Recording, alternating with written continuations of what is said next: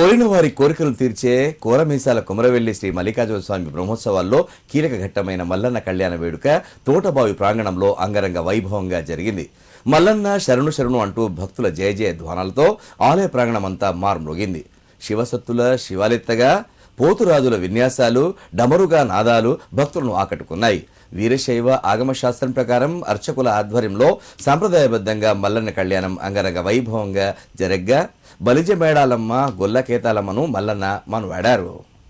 3 నెలల పాటు జరిగే కొమరవెల్లి బ్రహ్మోత్సవాలు మల్లన్న కళ్యాణంతో ప్రారంభమయ్యాయి. ప్రతి ఏటా మార్గశిర మాసం చివరి ఆదివారం స్వామివారి కళ్యాణం జరగడం ఆనవాయితీగా వస్తున్నది.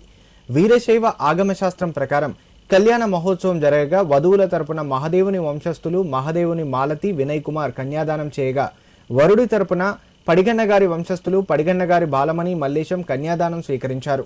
రాష్ట్ర ప్రభుత్వం తరపున దేవాదాయ ధర్మాదాయ శాఖ మంత్రి కొండా సురేఖ మల్లన్న కళ్యాణోత్సవానికి హాజరై ప్రభుత్వం తరపున పట్టు వస్త్రాలు, ముత్యాల తలంబ్రాలు వెండి పల్లెంలో నెత్తిన పెట్టుకుని సాంప్రదాయబద్ధంగా మేళ తాళాలతో వచ్చి సమర్పించారు.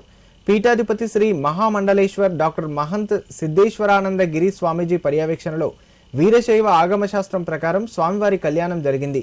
బలిజ మేడలమ్మ గొల్లకేతమ్మ సమేత శ్రీ మల్లికార్జున స్వామి కళ్యాణం చూసి భక్తులు తరించారు. కళ్యాణానికి హుస్నాబాద్ ఏసీపీ సదానందం, చేర్యాల సిఐ శ్రీను, కొమరవెల్లి ఎస్ఐతో పాటు సిఐలు, ఎస్ఐలు సుమారు 350 మంది పోలీసులు పటిష్ట బందోబస్తు నిర్వహించారు. ఈ కార్యక్రమంలో ఆలయ EO టంకశాల Venkatesh, deputy commissioner Ramakrishna Rao, ఆలయ కమిటీ చైర్మన్ గంగం నరసింహారెడ్డి, మాజీ ఎమ్మెల్యే కొమ్మూరి ప్రతాప్ రెడ్డి, ఏఈఓ బుద్ధి శ్రీనివాస్, ప్రధాన అర్చకులు మహాదేవుని మల్లికార్జున్, అర్చకులు, ఆలయ సిబ్బంది, ఆలయ ధర్మకర్తలు సార్ల లింగం, ఎల్లయ్య, ప్రవీణ్ యాదవ్, స్థానికులు, భక్తులు అధిక సంఖ్యలో పాల్గొన్నారు.